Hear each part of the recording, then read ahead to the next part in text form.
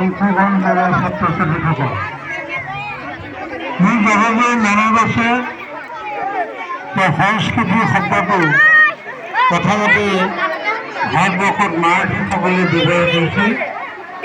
মাৰাঠীসকলৰ পৰা এই শব্দটো ভাল কৰিছিল আমাৰ কবিগুৰু ৰবীন্দ্ৰনাথ ঠাকুৰদেৱে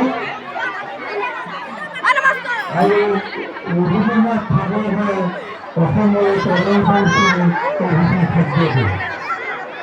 আজি আমাৰ খেলমন্দিৰ অন্তত সংস্কৃতি শোভাযাত্ৰা আগৰ গৌৰৱ তেওঁ কেতিয়া পাহৰা নাছিল আৰু দুখীয়া নিষ্পেষিত লোকসকলক সহায় কৰিবলৈ তেখেতে কেতিয়াও পাহৰা নাছিল। কিন্তু এইসমূহ আছিল আমাৰ জুবিন গাৰ্গদেৱৰ সংস্কৃতি আৰু মই ভাবোঁ